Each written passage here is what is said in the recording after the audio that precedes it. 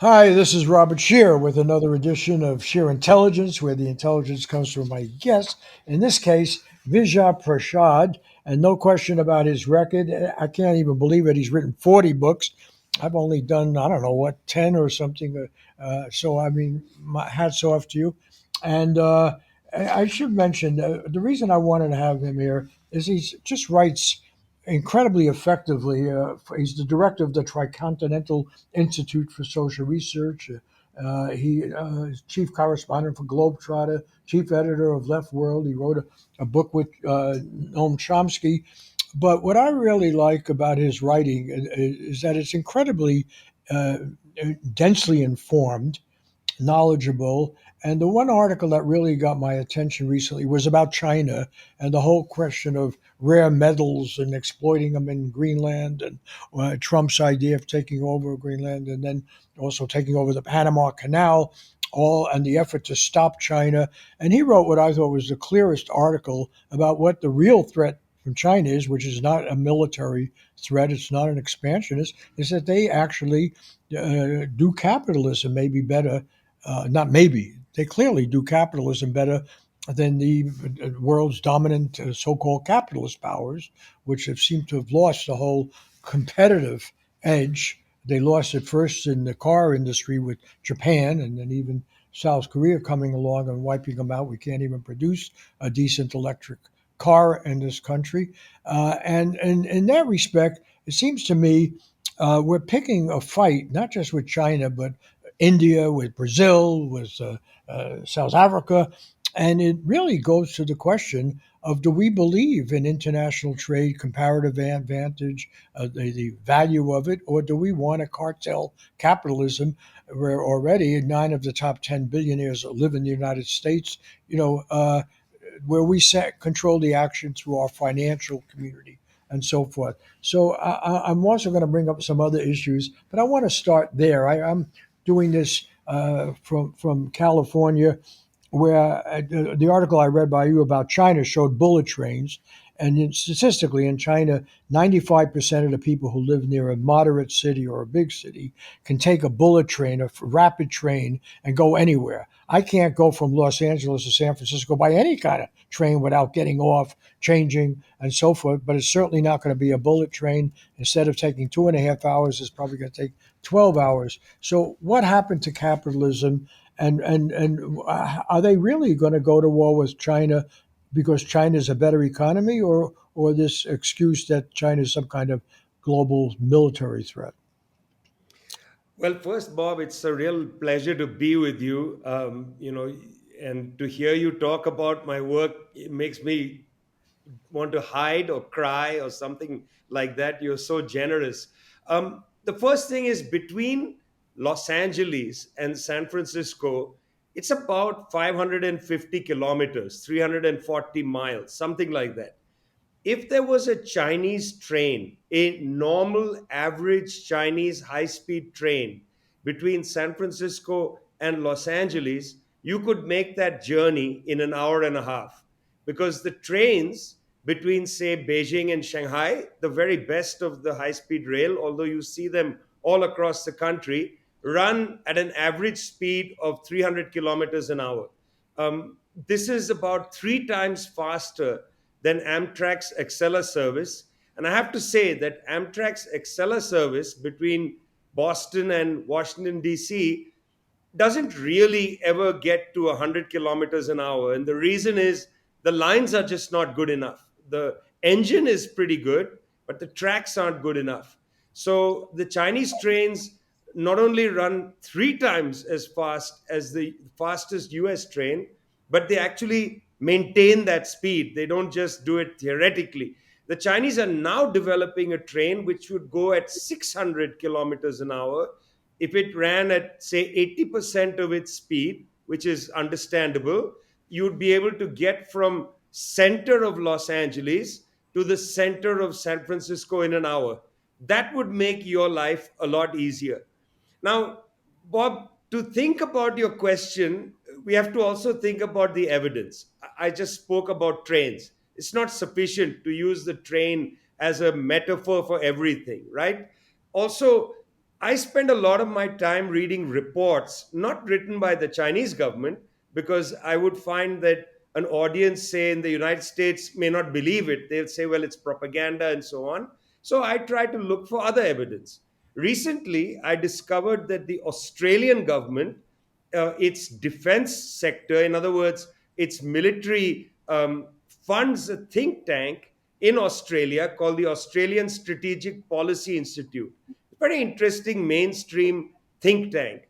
Well, this think tank released a report early this year in January. In fact, the full report was available last year itself.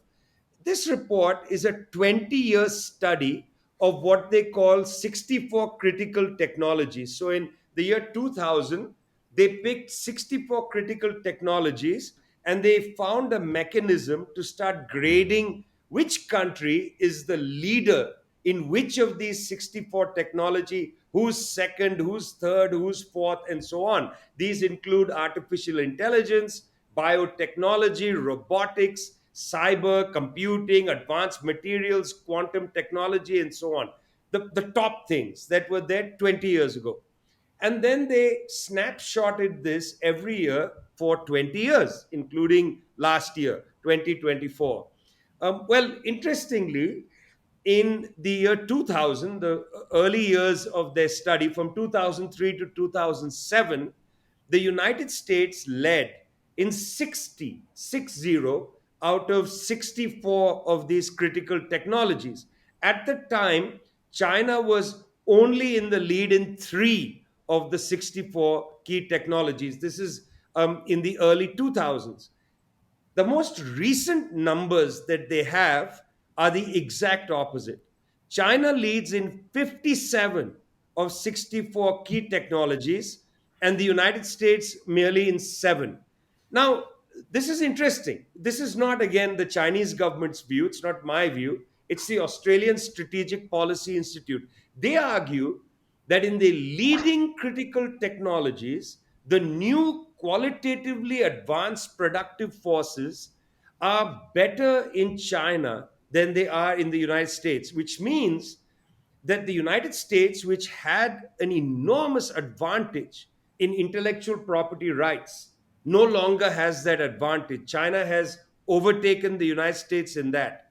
Now, there is a way you can deal with this. The US government can say, well, look, let's put a lot of investment to upgrade our science, upgrade our technology, get the kids learning science again. This could have been a second Sputnik moment, Sputnik being the Soviet satellite which went into space in 1957 and was a wake up call in the United States. And, people remember there were science bees and all kinds of things organized in the US to get kids interested in science to compete with the Soviets. But no, in the United States, even though Joe Biden tried to get some investment for industry and so on, private capital is simply not interested in risking its money in building a new scientific and technological capacity in the United States. It has gotten lazy. Microsoft is a lazy company. It buys startups. It doesn't really invest very much in new technology. It just buys it from other places.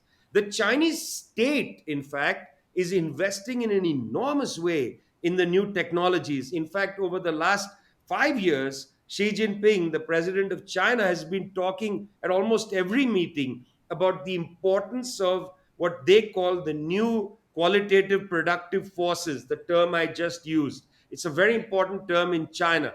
So rather than compete like capitalists against the Chinese and say, we're going to invest, we're going to make our robotics better than theirs, we're going to create superb high speed rail. No.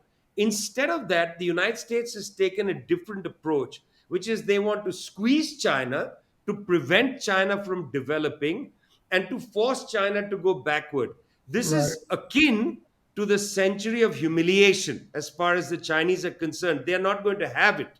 And that is the basis of the new Cold War on China. It's not about Chinese security or military threats to anybody. This is about the fact that the Chinese are galloping ahead in science and technology, and the US believes that military force and intimidation are the only weapons available to the United States against the Chinese right now.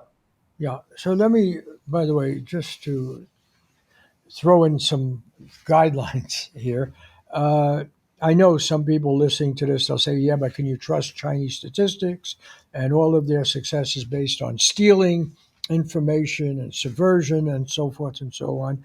And I think there's one answer to that. And just look at Elon Musk, who is now maybe the most important person in figuring out how to run America.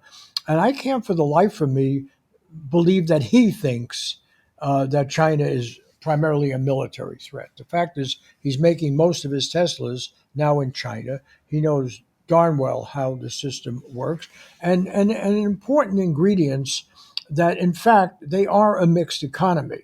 That may come as a shock to some of my old leftist friends. But the fact is, we just had in China the two sessions meeting, right? And where they, in no uncertain terms, endorsed a robust private sector. They have their own billionaires. Yes, they believe in common prosperity, or you're not going to have stability. And one reason to go to high tech is maybe to be able to pay more instead of making just T-shirts and assembling iPhones with women taken off the farm, that you actually can get into the profit that Cupertino has from doing the high end. And that's why a company like Huawei and so forth is a threat. I understand all that, but also to for listeners to us, yeah, I happen don't have any expertise about this anymore. But as a younger person back in the early 1960s, I was a fellow in the Center for Chinese Studies as a graduate student at Berkeley, and there was no question then, and throughout the United States, whether it was Harvard or Berkeley or what have you, the consensus was that China could never develop, that the population was just too big. There was exhausted farmland, exhausted resources, and they didn't have any petroleum to speak of. And for that reason, China would be a basket case forever. That was the conventional wisdom. And that the Chinese Communist Revolution at first seemed to endorse that. They had the backyard furnaces. They had all the sort of go back to a more traditional medicine and so forth. Now, the big shock, and it is a shock, and that's why our leadership, I think, is whether Democrat or Republican, is kind of just forced into denial and distraction, is that China is, in fact, been able to make this great leap forward. And even now, on the old scientists' dream, the nuclear scientists, of having actually post energy products of a new nuclear type reactor, the neutron and so forth. They even seem to be pushing ahead there. There's a steady stream, and one of the ways that the Trump policy backfires, you already have Chinese scientists highly regarded fleeing the United States and showing up in China to run new institutes. But what I want to get at is whether capitalism can ever be rational. This is really the big question, because at times I think, and Trump is an exponent of kind of the modern capitalism where you sort of lay it all out. A part of Trump as a business person, certainly with people like Elon Musk at his side, has to know that it would be advantageous for American people to continue trading with China, even as China moves up the ladder and work out, okay, decent means of exchanging goods. And some things are good, maybe like guaranteeing decent labor rates or not using prison labor anywhere in the world, or maybe even to guarantee minimal income, so that it's not just the exploitation of foreign workers. The question I want to throw to you is basically, why are they, well, first of all, what do you think they are up to? Because, I mean, clearly, American top business leaders know, and it's not just China. They know India is not going to settle for less. They know Brazil is going to want to develop. And I want to get to this idea of the. Sorry, I have to. I want to get to this idea of the multipolar world that is being pushed, as opposed to American exceptionalism. That in fact, we're looking at a whole conglomeration of nations in the BRICS alliance, for instance, which seems to be rapidly expanding. And they clearly have very different systems, different ideologies. And so the old idea of the Cold War, of a simple ideologically driven enemy, and then we have freedom, they have slavery, they have communism, we have democratic capitalism, blah, blah, blah, That doesn't work now. Now you have, it was supposed to be India and China were rivals. I'm older than you, so I can remember. I actually met Nehru at one point. I can remember when India was held up as the great alternative to China. Now there's less thought about border war fighting and maybe cooperation. And you see it, you write about it very effectively. And so why don't we talk about that, this multipolar world? And isn't there a part? This is the disturbing idea I'll throw out there.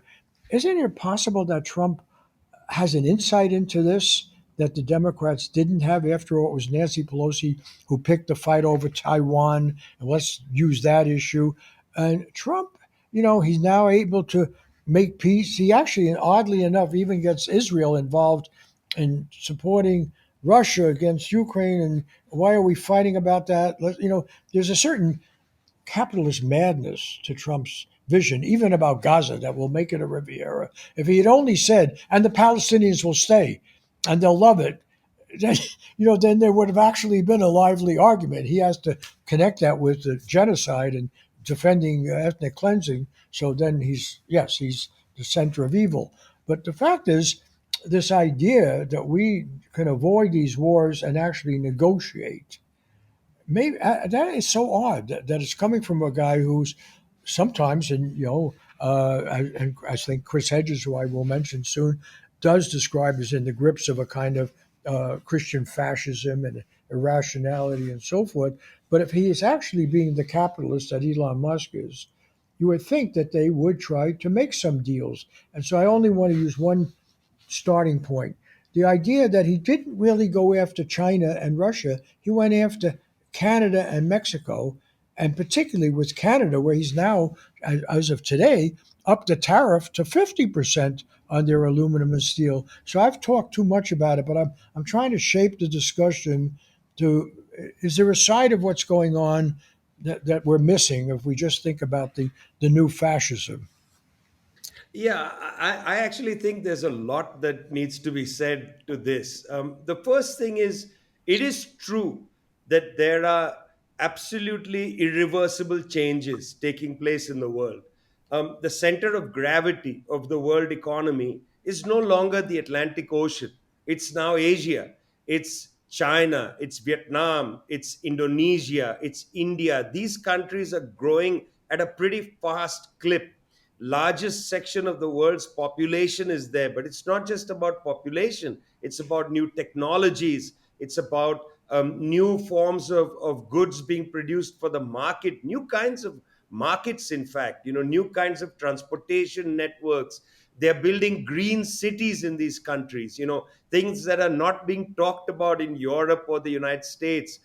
They're talking about building trans country railway lines. I mean, when is the last time new rail has been laid on the European continent? There is no discussion of rail lines connecting Mexico and the United States. You talked about within the United States, but what about with neighboring countries? There's no talk about that. Meanwhile, here you have rail lines going across, international borders, linking Laos to China, Vietnam, and so on. The conversation is different in those parts of the world, and people generally misunderstand China, Bob, because when Chairman Mao and others went to Tiananmen Square in 1949, they didn't proclaim the Socialist Republic of China. They proclaimed the People's Republic of China. They actually don't even say that it's a socialist country. It's a People's Republic led by a communist party. In fact, Xi Jinping has been saying in the last few years that maybe in 2049 we will start the socialist transition. It's really funny how people in the United States and other countries have this debate, is China communist, is it capitalist? Even they don't say that they are communist or socialist. They say we are a people's republic. It includes all the classes. We are building up our national strength. Later we'll move to socialism. I think that's a pretty well understood idea, whether it's in the party documents or the statements made by party leaders. So this actual fact of history of the emergence of these different centers of power, that's a fait accompli. You can't turn this around. I mean, India is not what India was 60 years ago. China is definitely not what it was even 30 years ago. The Japanese recognize this. Forget anybody else. Japan's principal trading partner is not the United States, it's China. When the war broke out, when Russia entered Ukraine, invaded Ukraine, the Japanese were having a tough time condemning Russia because they have a major investment in Sakhalin Island for natural gas. They understand that their energy future is with Russia, not with Saudi Arabia. So these countries understand that we are in a new or entering a sort of new historical period. In fact, what's interesting is this is not about Trump.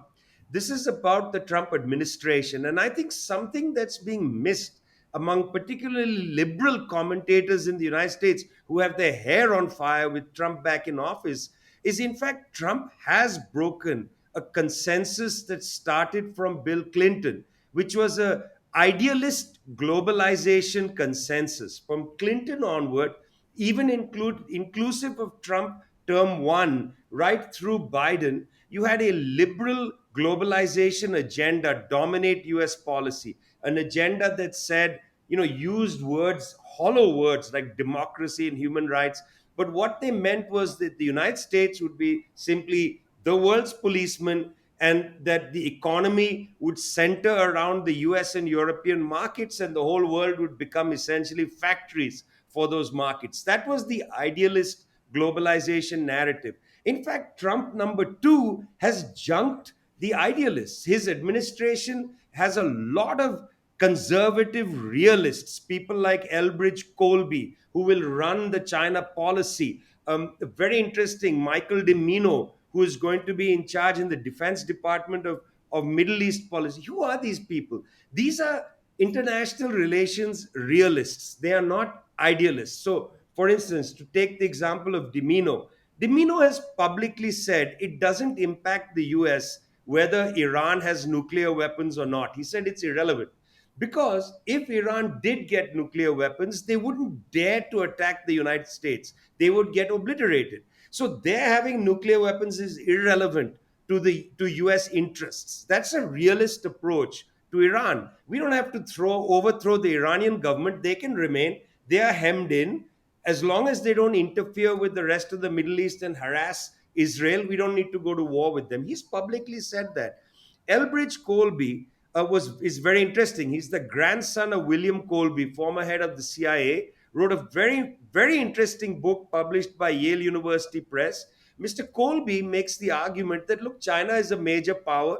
It is the only threat on the planet to the United States. Russia is not a threat. Russia is merely a producer of raw materials. It exports unprocessed and You mean some it's the only? processed It's not an. gasoline. You mean it's not an economic threat? It's still, It's not an economic, but yeah, that's it exactly clearly what's has. interesting about Colby's realism, that it's not Yeah. an economic threat, and the only threat to the United States is China. So China needs to be hemmed in. But at the same time, Mr. Colby in his confirmation hearing basically said, Taiwan, it's not a real issue for the US. It's not the principal issue. The principal issue is how to prevent China from overwhelming the US economy.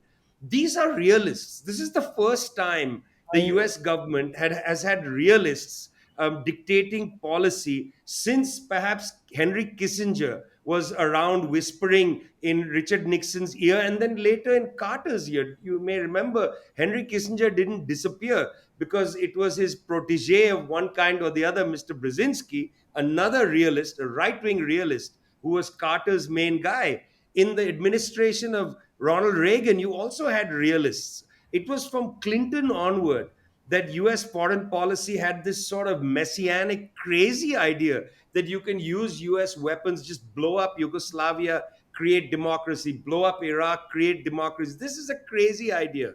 But this is an idea that the Trump administration has U turned. And I don't understand why liberals don't read enough and try to study what are they doing rather than merely listening to Mr. Trump and running around on the internet, on social media, exasperated with Trump's lunacy. Look beneath there. Look at the people. They are not exactly who you assume they would be, which is why, for instance, the guy who was there in the CIA, John Ratcliffe, another realist. Very interesting pick by Mr. Trump. They have a different view of the world. What appears to be America firstism is indeed America firstism, but it's not America firstism which is evangelical. We want to go and make the world America. In fact, it's the opposite. We don't care what you are, you do whatever you want. Just make sure you don't disturb us, don't send your people to come and live among us, and you have to bow down to our economy. Those are the parameters of the Trump agenda. And indeed, in that sense, Bob, you're right.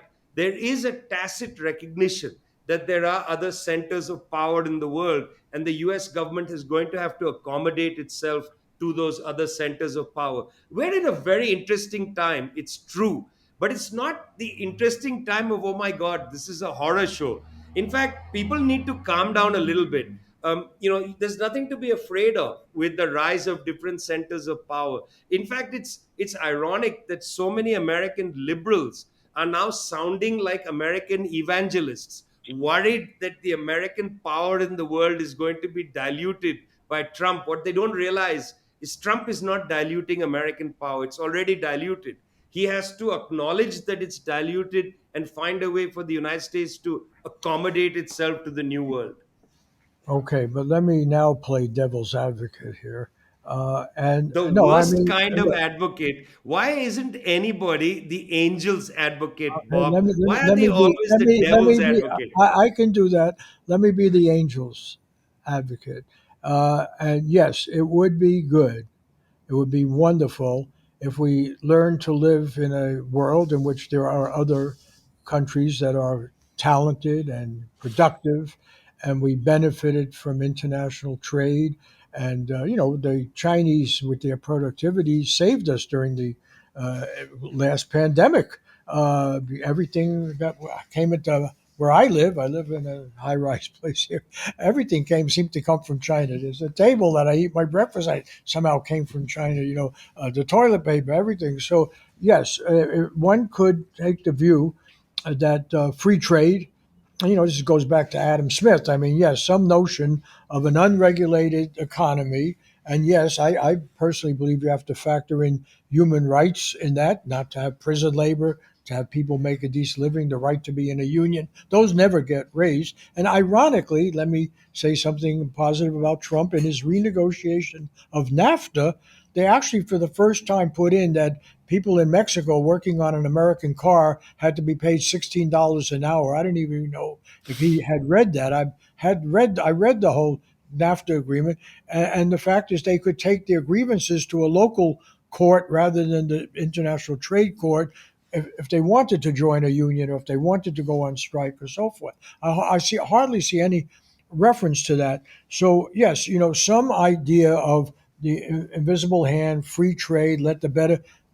We should have Chinese cars in America now because I could go out and buy one for probably 15,000 instead of 40, 50,000. Mm. So there's no question American consumers would benefit. And what have you. What I'm worried about is we've been raised, and maybe this is because I'm here in the United States and you're not.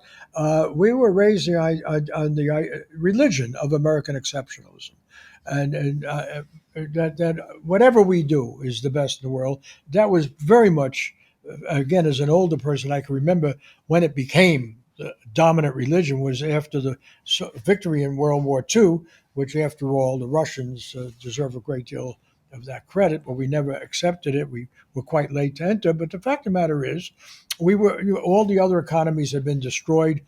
We were the ones that could make everything, and I come from a working class family of welders and mechanics and everything, good jobs, good union jobs, good times. And so then the question is, and particularly from this group that people demonize now, workers, particularly white workers, they want to know what went wrong. Why are my kids not living as well as I did? Why are there no opportunities? That's where the fascist specter comes in and where Trump evokes that. Because if they don't get our economy kicking, then they're going to kick other people down and they're going to scapegoat. That's the great fear. Say, Chris Hedges, who I admire enormously. I was going to ask you about something since you are going to read it Now, uh, unfortunately, I keep losing the quote, but I think I read it to you before. But basically, he was pointing out the walls are closing, and totalitarianism is now the order of the day. But he made it instead of an American perversion, which is the way I see it. He pointed out, in fact, we're competing against a lot of countries, including India, that you know much more about than almost anybody, and now has a Trump-like leader in Modi. Uh, Certainly, Russia has a strong capitalist, pro-capitalist leader in Putin. And no, as not a social democrat even has swung quite far to the right, and his abrasive religion is a cover for all this and rampant capitalism. China is torn between these two of the common prosperity and its social obligation, yet wants to unleash all of this, the profit motive and everything else, and attract foreign capital. And so we look around the world, and we wonder, where does the ordinary human come in? Where are human rights? Where are the rights of workers? And Chris makes the argument that if we don't develop stronger unions, if we don't fight back, if we don't resist, this tide of authoritarianism of power will be worldwide and crush the individual spirit and the whole hope of the Enlightenment and everything. So I'll throw that to you. As what do you make of it? I read you the Well, quote before we started. If I could find the yeah, yeah. quote, Don't I'd read don't it. worry about the quote. Don't worry Yeah. about the quote. The point is interesting, Bob. I mean, as I said at the beginning, I read a lot of mainstream reports.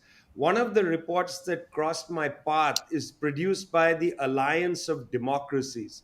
Now, I don't expect you to know about the alliance. It works doing polling with a firm called Latana, and one of the patrons of the Alliance of Democracies is Jens Stoltenberg, who used to be the Secretary General of NATO.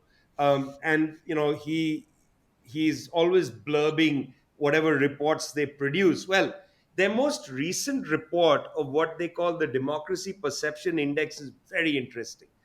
Now, again, this is produced by a upper European think tank, the Alliance of Democracies. They release this report at the Copenhagen Democracy Summit every year.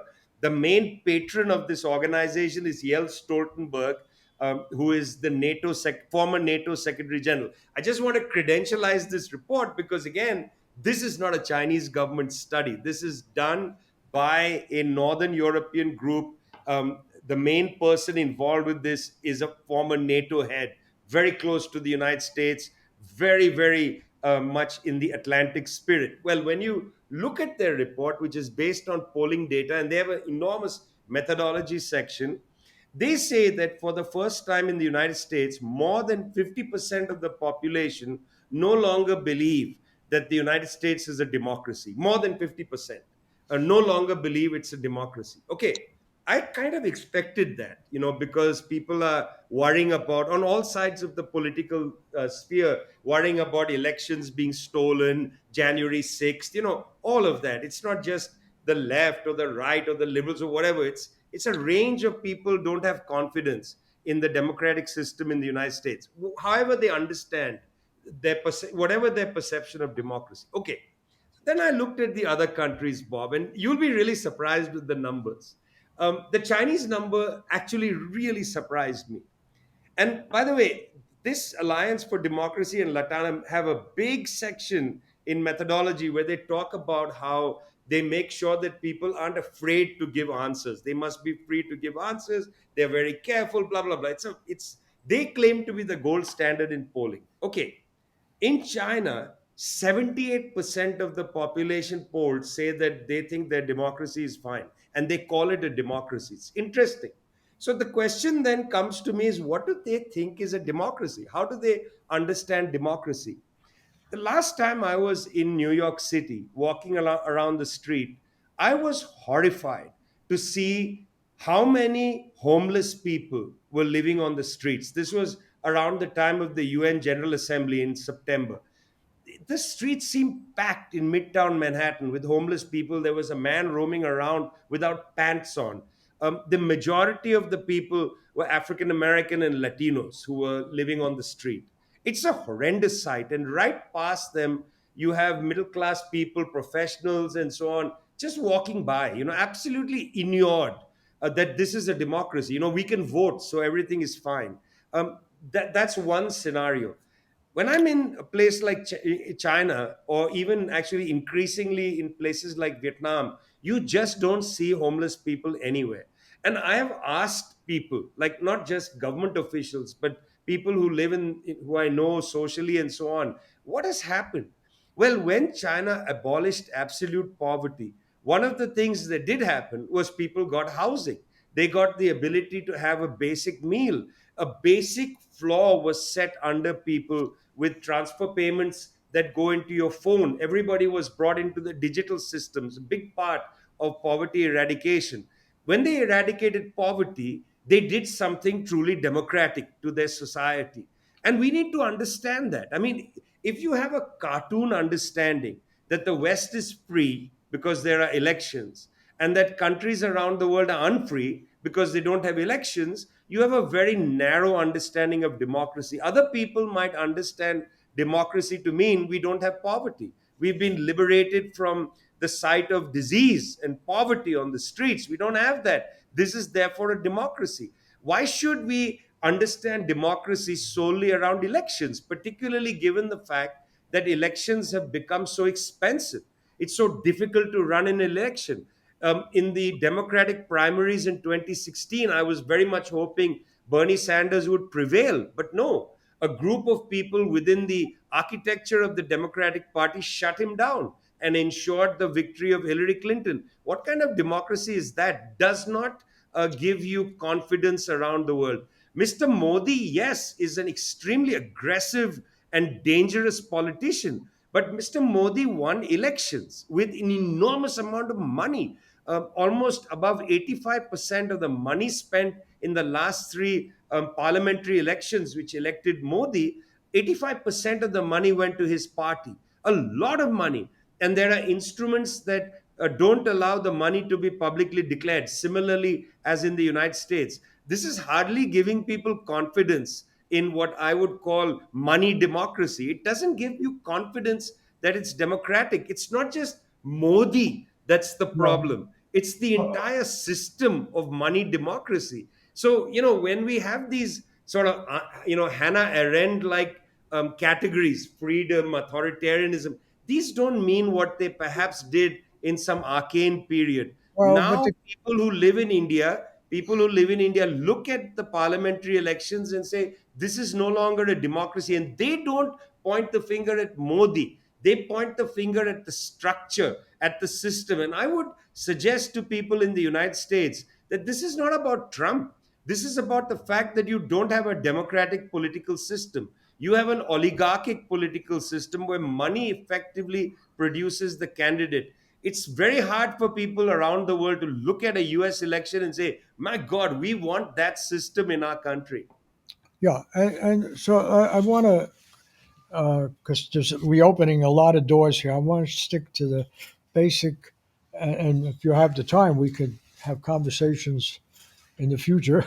But I want to stick to the main issue here of this threat of China and threat of multipolar and how the U.S. responds. Because I think there is one standard of accountability for government that anyone in the world can accept. And that is you have to deliver enough so the people don't storm the gates of power and cut off your head. I mean, this has been understood ever since we've had government. Confucius talked about that in his advice to emperor. Aristotle talked about it. Everybody talked about it. That there has to be whatever system of government you set up. And interestingly enough, I actually was on loan from the L.A. Times to Moscow News when Gorbachev came to power, was in power in Russia, and I had an advanced copy of his book on perestroika, and I reviewed it in Moscow News, and I raised this point that Gorbachev will succeed or fail if he can deliver, because the system is not delivering, and he has sort of an idea. We'll just make it fairer and democratic and accountable. But the question is, where are the goods? And I wanted to quote from the Communist Manifesto. This goes to your point about the relevance of ideology or all and so forth. Or the Thomas Friedman playing with ideas of ideology. And I wrote in my review of Gorbachev's book, which was the first review that the Russians could read of. They didn't have the book yet. I had. I quoted from the Communist Manifesto, where Marx praises capitalism for ending the idiocy of rural life, building major cities, and creating a new mass of working people who have opportunity. Karl Marx, in the Communist Manifesto, pays tribute to capitalism. Then he goes on to talk about why it won't last and the contradictions, the dialectic, and so forth. And at the time, and a very good editor, I think his name Igor, I forget his name. It was a good guy, but he said, no, it's not in the Communist Party. I said, yes, it is. I said, you have one here. They didn't have one. That's so much for ideology. So I had to run around. I finally found one in, I forget, French or German somewhere. Couldn't find an English one. And I came running back to show, look, this is what he said here. So they let me put it back in my article. But I think what you're really getting at is, and this is where I will return to the Hedges point about the specter of fascism, which I think is real, and all too real. And we're seeing a lot of manifestations as an irrational. Fascism is an irrational response to real problems, just as Stalinism was. But I think what you're saying is absolutely correct. If we just could get on the level of fair competition and see who can produce things better, yes, this is not a threat. It becomes a threat when you can't deliver to your own people. And in my own attempts to, because my father came from Germany and he was not Jewish, my mother was Jewish, so I grew up trying to figure out why did these otherwise reasonable people that I was related to on half of me commit the worst, barbarism of modern life against the Jewish people. So I went back to Germany quite a few times, and then I even went to Lithuania to find my mother's family. They were all killed. But I tried to. I found my father's one of his brothers, and he had been in the German army, been wounded at Stalingrad, and everything. It was all about the collapse of the economy. It was all about the fail. Farmers. These were farmers. Oh, you would have a wheelbarrow of marks, and you couldn't buy a loaf of bread, and so forth. And then Hitler came, and he fixed that highway. I didn't know the highway was what took the tanks into France, or made the Volkswagen, or so forth. What I'm concerned about, and I think this is what Chris Hedges was getting at, is that Trump is really not doing the things or even talking about doing the things that would bring a good skilled workforce back into America and introduce high tech manufacturing and be able to compete, right? Or at least develop some guaranteed annual incomes of people so they have housing, have a stake in the society. And so ultimately, when capitalism is failing, irretrievably so, they have to have scapegoats. They have to do what Hitler did. They have to demonize, divide and conquer. And that is really what Hedges is getting at with his notion of Christian fascism. And it's other, it could be Muslim fascism, it could be Jewish fascism, but the hunt for the scapegoat, the irrationality of it all. So there are two sides to the Trump. I agree with you totally on that. There is another side to Trump that he at least raised these issues. He knew that people weren't happy. I mean, to my mind, the most important line of the whole debate with Hillary Clinton is she said, he says he's going to make America great. Trump is going to make America great again. Hillary Clinton then looks at the camera and says, America's always been great. And you think about that statement. This is what the Completely cut off from reality. no, but think about it. Was it great when it had slavery? Was it great when it killed the natives? Was it great when? So I mean, you go down the list. And people watching it have to know whatever your romanticized view. But she actually believed it because for her it had been good. From small town Illinois, you go to Yale, you meet this guy, do everything. It's great. And so what I am worried about in this current world situation, I welcome the multipolar world because maybe some of these other societies will find better ways of doing everything, trains or better ways of having elections, better, lesser ways. But the threat comes from the failure of what's been called late stage capitalism. And that in that situation, then we, and this is why people are scared of Trump, I suspect a lot of them are scared around the world, because even the Russians at one point said they'd rather deal with Biden than Trump because it's a knowable quantity. I'm sure in China, there's a lot of concern. Which Trump are we going to get if he comes visits here? And so I would like you in the little time we have left. I don't know how much time you have to talk to me, but I'd like you to address that concern. There is, for my money, a real danger of fascism, which I have felt. I'm an old guy now. I'm going to be 89 in a few weeks. I haven't felt this since the time when I was a teenager. Okay, it scares me. It clearly doesn't scare you as much. So maybe you could tell me where I'm wrong. I'd like to be proven wrong here. Well, Bob, it's hard to prove you wrong because we're talking about anticipating trends, and trends are only anticipations. We don't know what's coming exactly. But I would say that the most dangerous people around Trump are not the people that are being talked about. The most dangerous person, in my opinion, around Trump is Peter Thiel, who developed PayPal, and Trump is a very close advisor to Mr. Trump. Peter Thiel is publicly on the record saying that he thinks freedom and democracy are incompatible. He is a outrageously flamboyant libertarian who funds all kinds of right wing causes, including a very well known magazine in that circle, which routinely has an ad. And maybe you don't know this. It runs an ad, one page with a glass of milk. That's all it is, a glass of milk. You may not know this, but in the world of the right wing blogs and internet, a glass of milk symbolizes white supremacy. This is the kind of world that Mr. Trump trucks with. These tech billionaires, it's not just Musk, it's Peter Thiel, very dangerous character.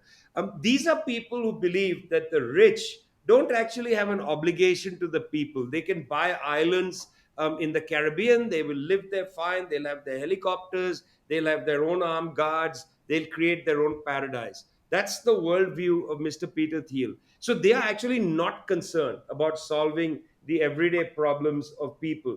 Peter Thiel, Elon Musk, they are not scientists, but they know about science. They mobilize science to make their fortunes.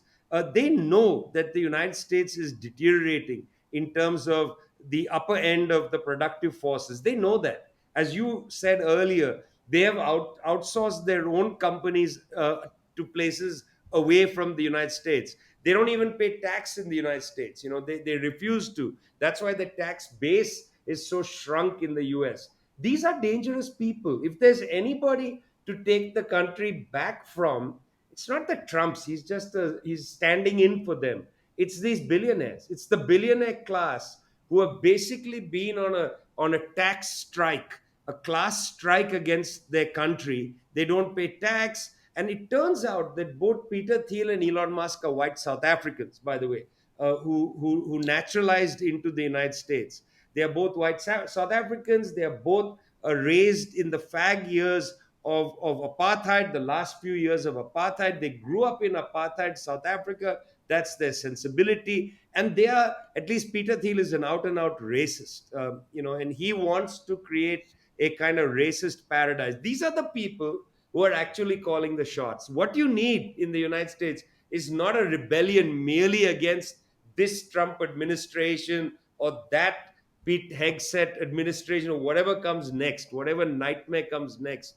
The United States needs to have a rebellion against the billionaires. It's been decades coming. It's been a long time since these guys have entrenched themselves and suffocated the political system.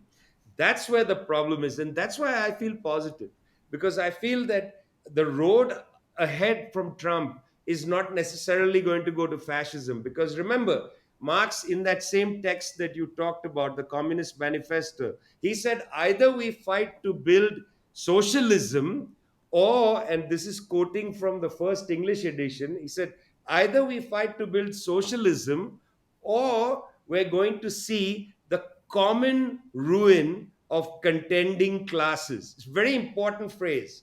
Either socialism or the common ruin of contending classes. That means that both the working class and the property owners are going to be ruined. It's not just the ordinary people. He says the common ruin of the contending classes. That's a choice between humanity, which includes the people of the United States. You choose. You want to go to chaos and a nightmare civil war dystopia, or do you want to produce something humane? You can't beg the elites to do it for you. You got to do it for yourself. But you know, you said something very important before. Not you said a lot of important things, but when you talked about China uh, seeing socialism as in the future, what was lost in all the Bolshevik revolution and the Russian experience and so forth was a denial of stages of history. After all, and Marxism makes no. This probably lose the last three people still listening to this, but you know, because we don't really study any of these, take seriously any of these ideas. But part of, I mean, I do think Marxism had a great deal of wisdom, or Marx, Engels, and so forth, and the whole idea of stages of history and the dialectic and so forth, and you have the sense that uh, you have to have prosperity, you have to have an advanced economy before you can even think about socialism. This, I think, is built into the whole Marxist view. Yes, capitalism accumulates, it accumulates ruthlessly, it shapes social force. You saw that in China. You get these Mhm. young women off the farms, they're separated from their family, they're basically locked into Foxconn, Taiwanese run factories. They produce iPhones more effectively than anybody else in the world can do, but they're caught in a middle income trap. They can't get out of it. They're denied any political institutions like labor unions, which after our Great Depression, at least we had some common prosperity for people who had skilled jobs in auto and steel and so forth. What is lost in this whole discussion is basically how do you make that transition?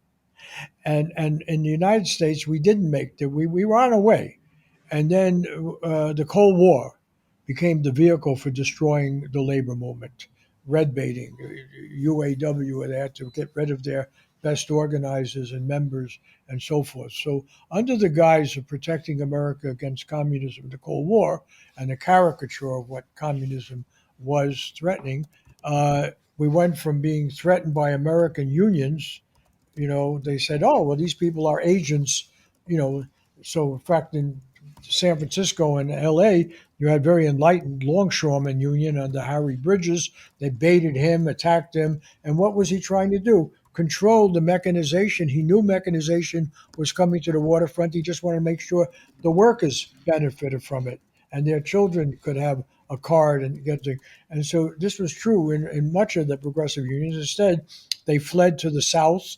They went to non-union areas. They got, beginning with Taft-Hartley, they got laws preventing, making it more difficult to have.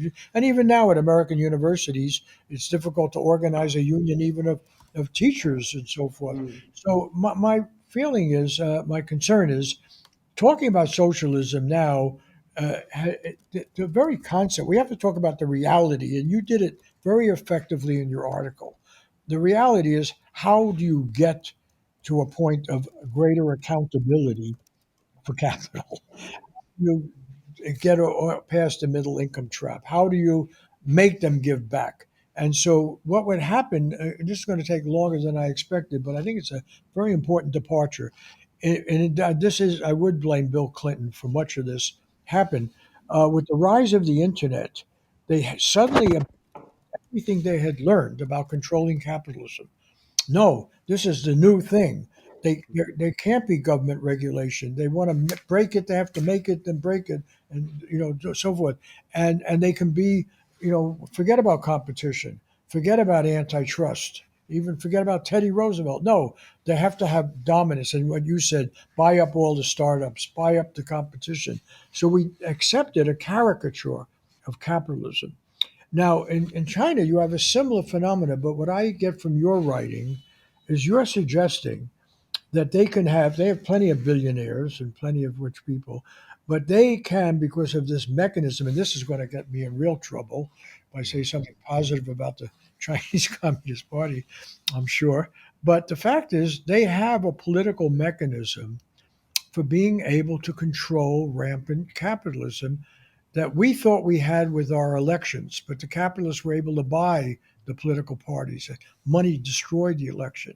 And then we destroyed the basis of forming unions and so forth. So the irony here now is there actually is a struggle in, say, China, and I'm not expert enough on India or other countries, where they're saying a political structure in which people are saying, no, you've got to share the wealth. You've got to have common prosperity. Now, maybe that's just a slogan. Maybe I've been fooled by the rhetoric. But it would seem to me that's the big difference, that in this country, we're not struggling over the power of Apple or Google. We still fantasize that they're good people and they're on our side. In China, there's a recognition, yes, we need BYD, we need these companies, but we have to control them, but not so that we suffocate them, not so that we, but there has to be some sharing of the wealth. Maybe we should see, let me give you the last time we have here. You've been very generous with your time. Is that not maybe the thing that they're most afraid of? That they might have a capitalism in China developing that actually has appeal. Yeah, this is a really good question, and it's really timely. It's timely, Bob, for a couple of reasons. Firstly, we just saw over the last few years, when the founder of Ant, Jack Ma, started making comments about politics. You may remember he was sent off to go and do some reading. What that experience taught me was that in China, of course, the capitalist class exists, but they're not allowed to operate as a class. They're not allowed to consolidate class power in political terms.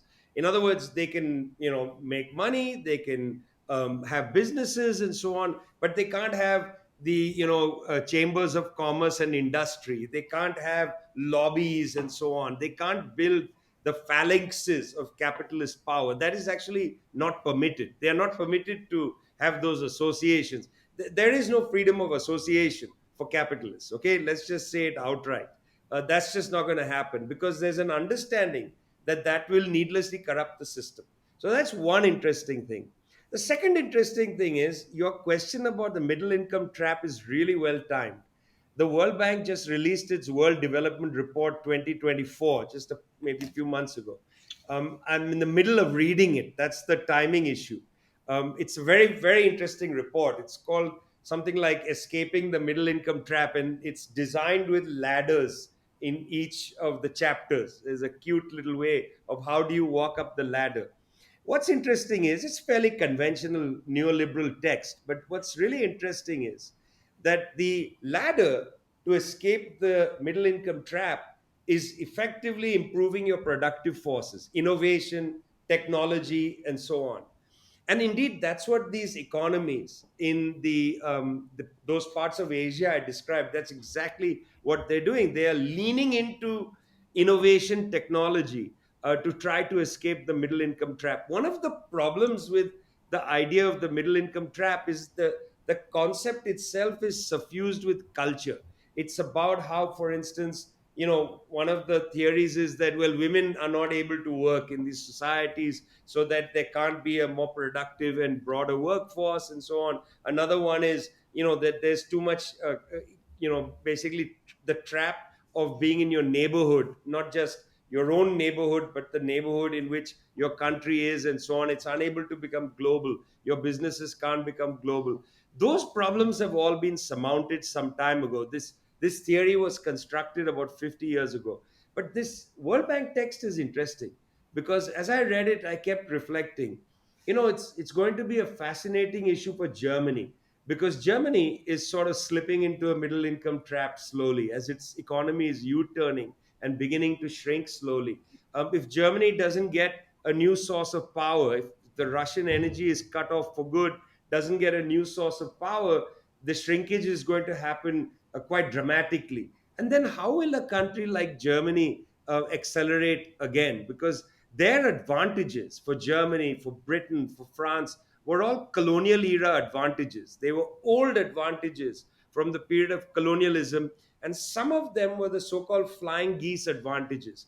As the US developed new technologies, it handed off the yesterday's technology to its European allies. But the geese that are flying in the lead now are not the Americans. So who's going to hand them technology?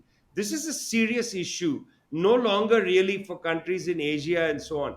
The African continent is very interesting. The Chinese started a China Africa dialogue about 15 years ago. And in recent years, the Chinese have been saying publicly, we have too large a trade surplus. We want to decrease the trade surplus. The trade surplus is not healthy for the Chinese economy. Therefore, we would like to help finance industrialization in Africa because we would like Africa to hold on to more of the surplus value produced and not drain it all to China. If they are able to do this, this is going to create for us a new theory of development. Very interesting thing if it actually happens, because people have talked about industrialization in Africa for decades and it's not happened. Now, if it happens as a consequence of this, let's see what's going to take place. But you're quite right.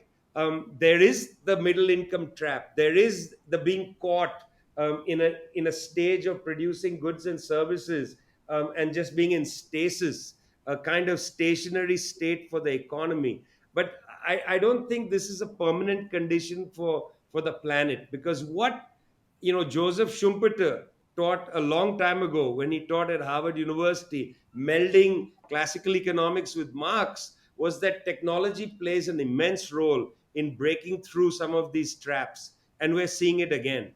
We're seeing new things happen today. While we were speaking just a few hours before we were speaking in Italy, scientists were able to do some pretty miraculous stuff with solidifying light. This is an incredible development to see what kind of impact this has on a number of different fields. I mean, I am not a pessimistic person. I look optimistically at the world. Humans are incredibly creative people. We are more creative, I believe, than we are destructive. Let's see if our creativity can save the day. Yeah, the problem is the destructive power now moves. What did Mark Twain say about the truth and lies? That lie gets halfway around the world before the truth can put its pants on. Now you Well, can let's blow up. see. Let's teach the truth to But I put mean, its you can pants blow. on faster. Well, this is the wisdom. Even people of power, so you can blow up the world now very quickly. That's what I'm trying. Okay, finally, and I really, first of all, people should read your books. I mean, what should I recommend here? What? How do people get more of you? Uh, Well, every week I put out a newsletter at thetricontinental.org. People can sign up for it. That's a pretty good place to read the material our institute produces. And it's a letter I write every week. It comes with superb paintings from around the world. So I just recommend people can go to thetricontinental.org and sign up for the newsletter. Okay, that's a place to start. And hopefully, we could talk in the future. And wait, I'm getting a message here. Uh, oh, yeah. Well, that's a separate one. We do repost. We repost everything on SharePost, don't we? you Yeah. can you can use anything, because I don't the reason I'm wearing a t-shirt is that I don't monetize anything and I'm broke most of the time, so you are Oh, welcome. Everything is Creative Commons. What is mine is yours. okay, and that's the public should know that too. So no, we do. I look. The reason I wanted to do this, you've been very generous with your time, is I go by what the product is. I read what you write, and I do think you are able to cut through. And I brought Chris Hedges into conversation. I feel obviously very much the same way about Chris Hedges. I really respect his independence of thought.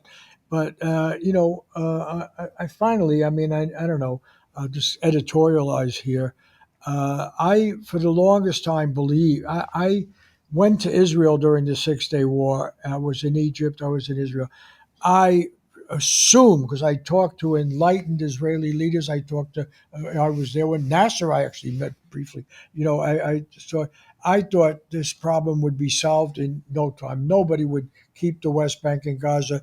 You would recognize you have to have a binational state. You have to recognize, you know, and people who I met plenty of people in Israel in the leadership who had read me in Ramparts and knew, and they agreed. My God, the whole thing went the other way. On the other hand, with China, you know, it's gotten better, but it's gotten better not because an early variant of Maoist socialism turned out to be enlightened, but rather the Chinese figured out how to handle capitalism better than we're doing in many ways. I don't know. I can't speak for all the other countries of the world, but I do think there's a wisdom to what you say, which is basically we don't. And Thomas Friedman comes to mind, maybe the way to put it. They get these basically PR gimmicks of conversation, labels, conversation, and so forth. And unfortunately, democracy and freedom have become one of those things. And they get the power to stick these labels on, you know, and really the devil's in the detail. What are they delivering? How are people living? And you raised it. Who's where is wealth being shared? Who, you know, and again, I'll end the way we began with those trains. You know, if you're here in LA and you can get to see your family, you know, 500 miles away in an hour, you know, and do it in a way that's friendlier to the environment, you know, why are we being denied that opportunity if America, as Hillary Clinton has said, has always been great? Or, you know, it's really a bit, I guess, humility.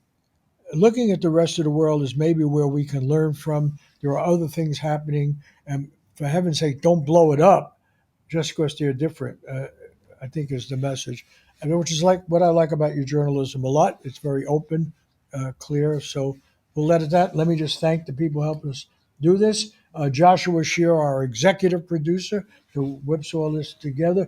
Diego Ramos, who writes the introduction as the managing editor of Shear Post. Max Jones, who does the video effectively, and he also produces Chris Hedges' show, and Diego's work on that. I want to thank the JKW Foundation, in memory of a very strong, independent writer, Gene Stein, who had the courage, coming from a very well established old Jewish family, to embrace the idea that Palestinians are also human beings, that's not anti Semitic to have that notion, and was a very strong supporter of Edward Said, who had the courage to predict, unfortunately, the tragedy that's only gotten worse. And I want to thank Integrity Media in Chicago, a very good lawyer there, Len Goodman, for giving us some money. They're devoted to having media that's more accountable. And on that note, see you next week with another edition of Sheer Intelligence.